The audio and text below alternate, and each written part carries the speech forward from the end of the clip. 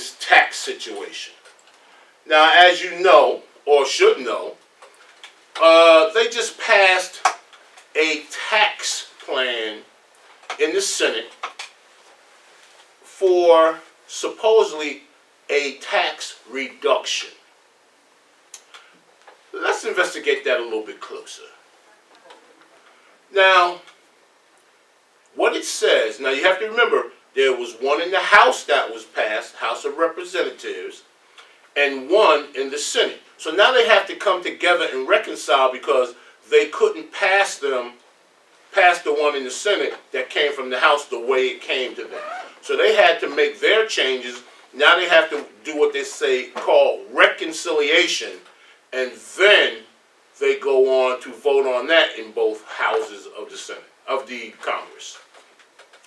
But let's look at this on how it helps or hurts us and our community.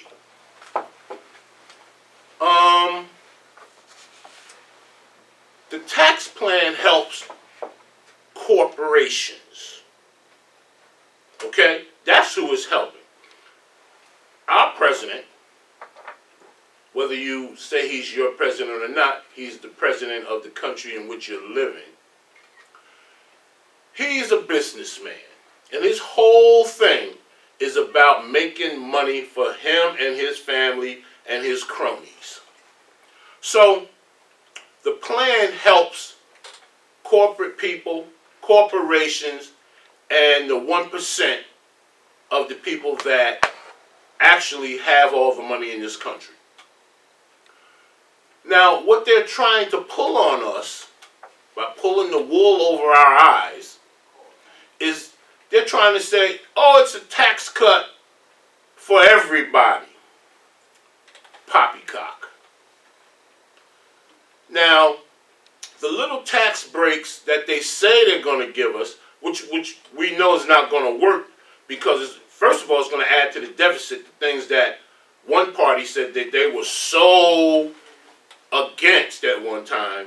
But they say, well, once these corporations get this tax break, they're going to create more jobs, give people raises and things along that line.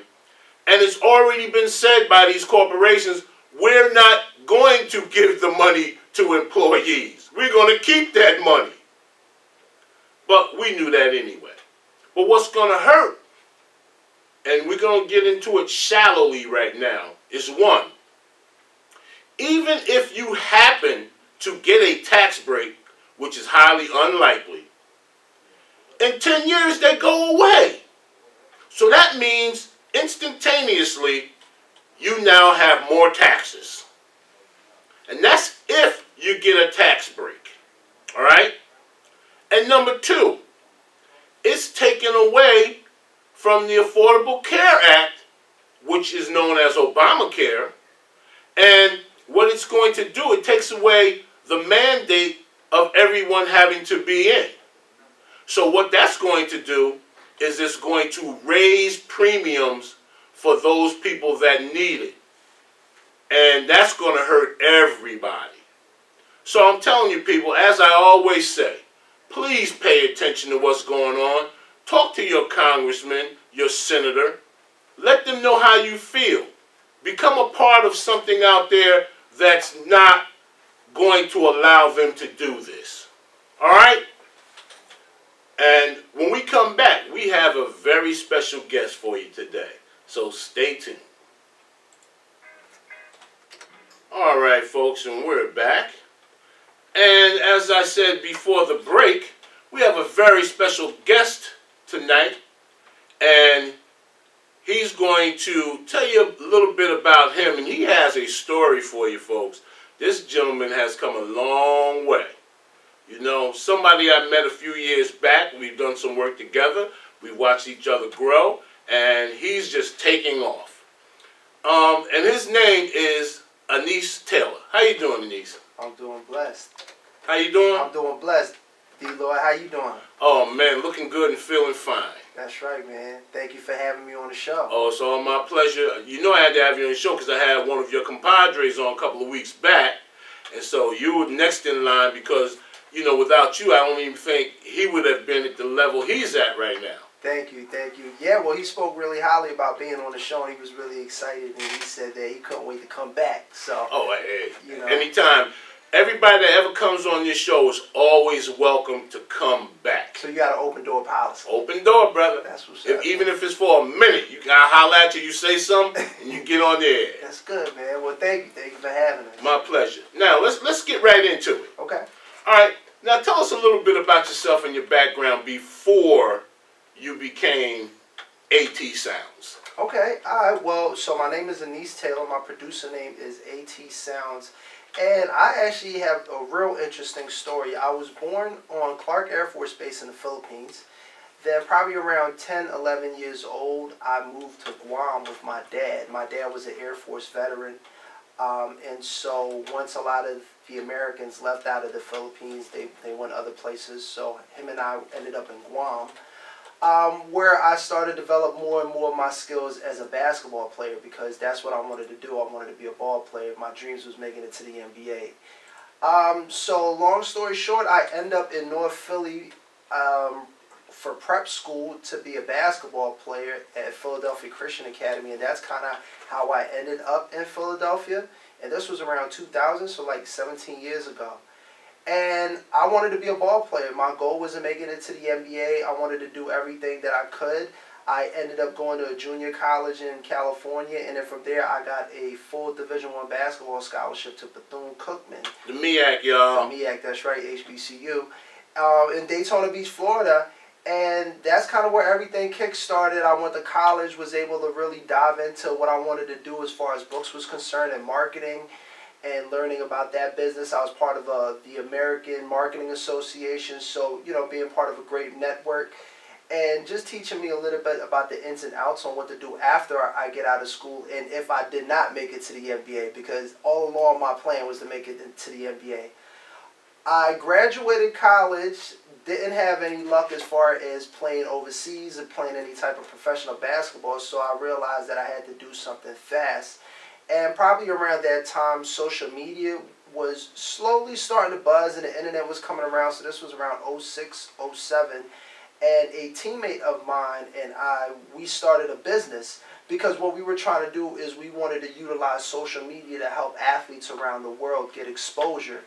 And so we started a website called Jamoja.com, which was basically like Facebook and Monster.com, but for athletes. Okay. So athletes were able to put their videos, put their stats, put all their information up there, and then share it with coaches, with managers all around the world. So say you were a ball player in Spain, and you didn't know anybody in the States, and you wanted to come to the States, and you wanted to play college or something, you would be able to upload your videos to this website and connect with somebody in the States. So it was like a highlight reel, a place they could put their highlights on so other people could see what they can do, and maybe they can get a chance to come to the States. Strictly for athletes all around the world, not necessarily for the States, because actually what happened is that when I graduated, there were 6 seniors on my team, and I was the only one that graduated, and the rest of them wanted to play overseas basketball, but they really didn't get too lucky as far as making that connection, meeting an agent, and doing what they had to do to get overseas. So this kind of catapulted the idea, was like, well, I know there's somebody out there in the world that could use these players, because these players was really good, but they probably just never seen them.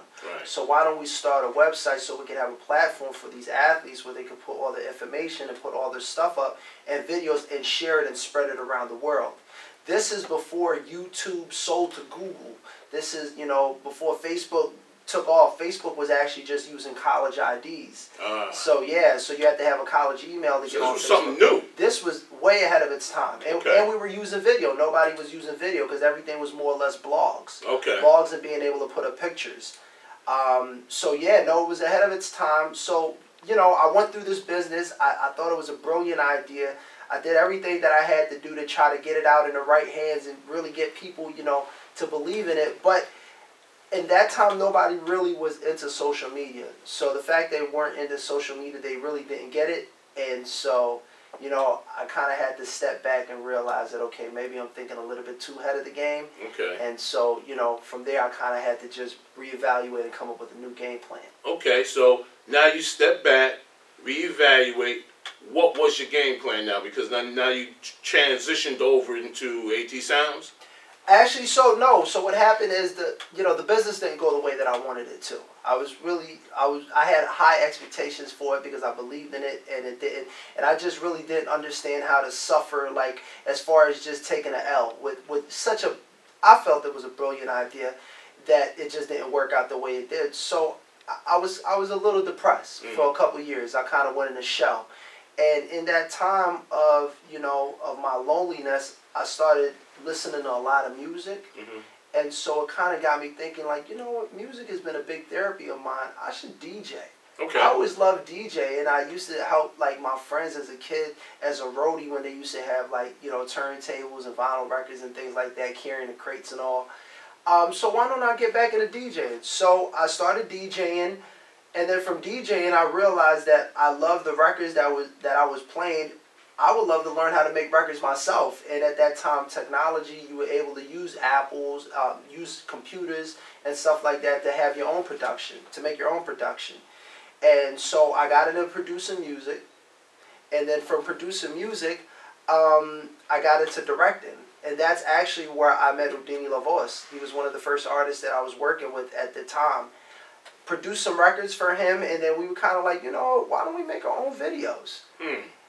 Made our own videos, and it was the first time that I realized that I was able to produce a record, direct the music video, produce it, put everything in one, and have a full artistic product like that, which was just being creative.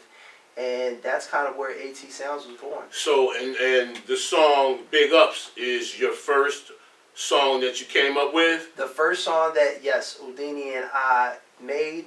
Shot the video in the hood on 28th and Cecil B. Moore. In Philadelphia. In Philadelphia, yep, in North Philly. That was my neighborhood. And just brought everybody out just to support something big. And it was just good to have everybody support me and come out to the video. So yeah, this is the first song that Houdini and I recorded and kind of kick-started our career. Okay, so we're going to play Big Ups. Here you go, folks. Big Ups. Okay, so that was the beginning for you and Houdini.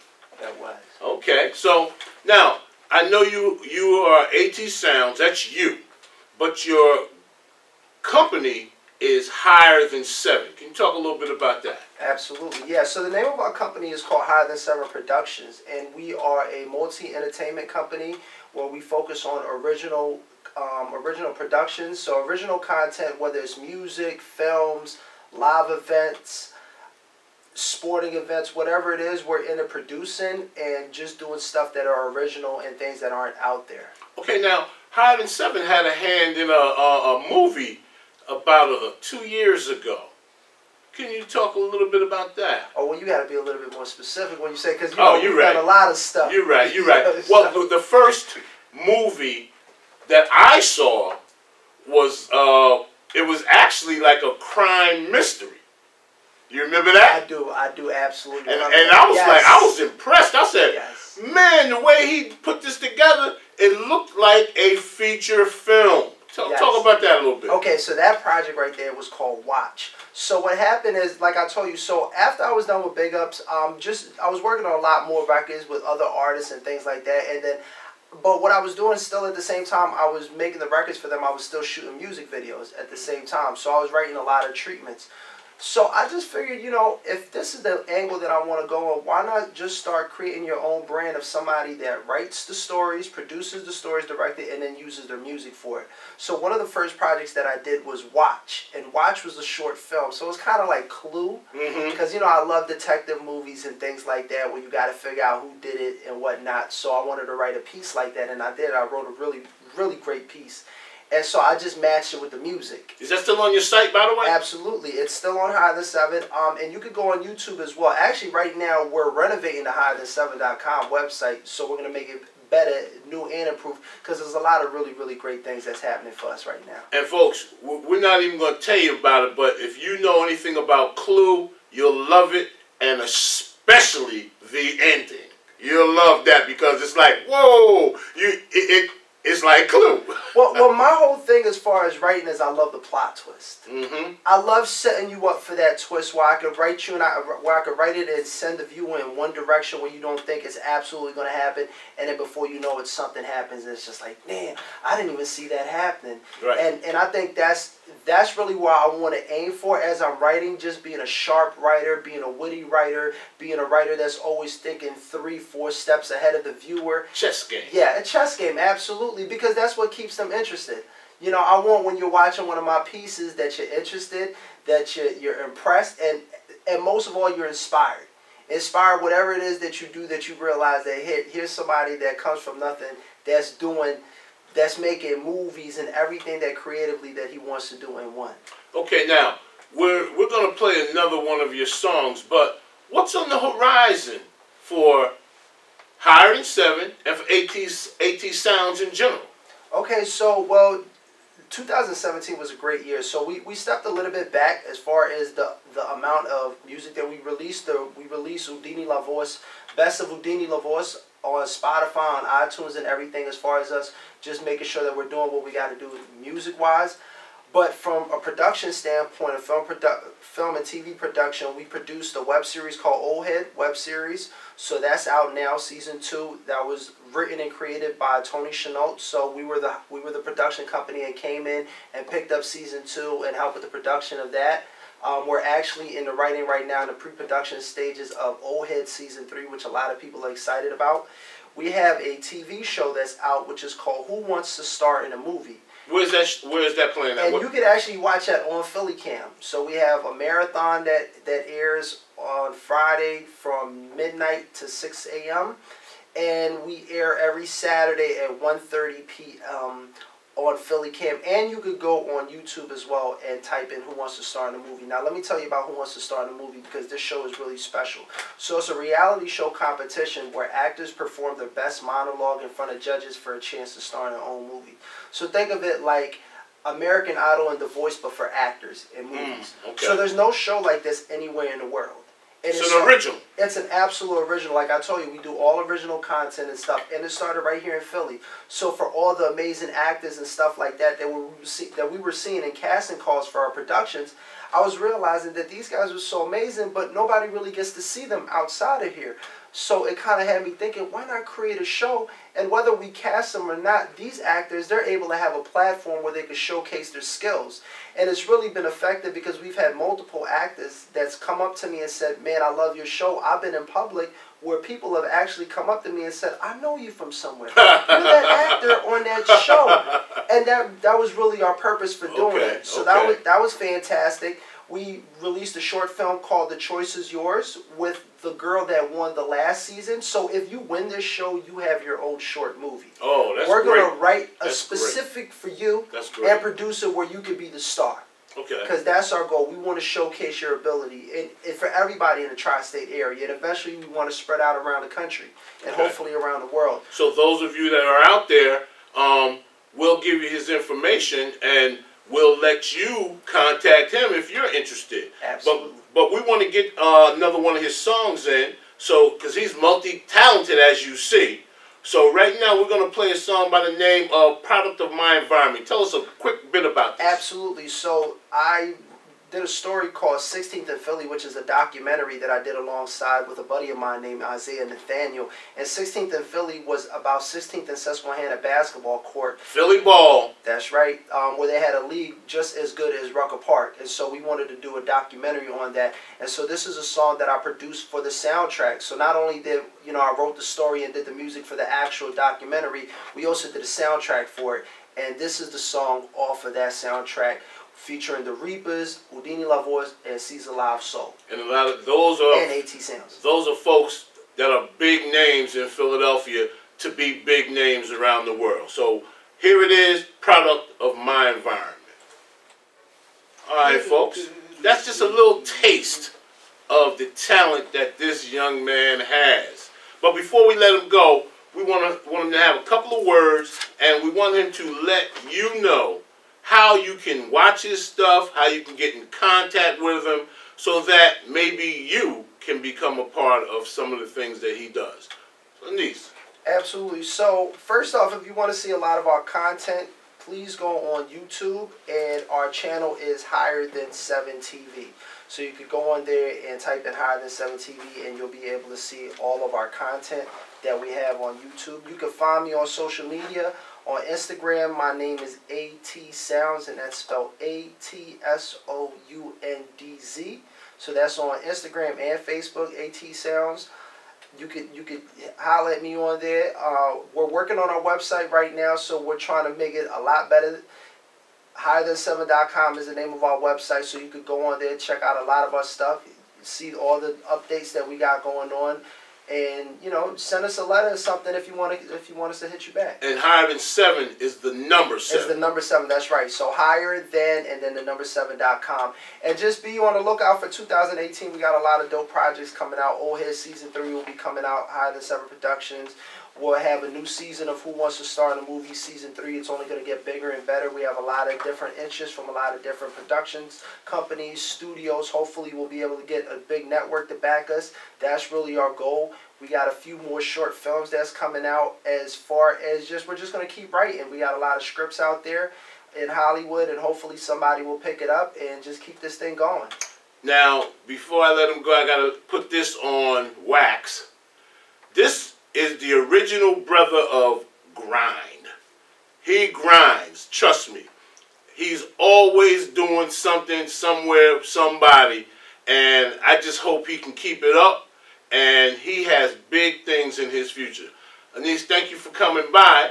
Thank you so much, D-Lord. And you know what inspires me to keep the grind going is brothers like you who keep motivating me and encouraging me to keep going, because it's not easy. And anybody out there listening that wants to be a star, that wants to make movies, that wants to have big albums, sell out concerts, they know how difficult it is. But when you have people in your corner that support you and back you and keep encouraging you, it makes it a lot easier and it motivates you to keep going. So I appreciate you, D-Lloyd. Oh, thank you very much. Thank you very much. And as I said before, you're always welcome. If you're in the building, just come by and holler. And I'm saying, they go AT Soundz in the house. I'll make sure I hope you see that. All right, folks, we're going to let him run real quick. And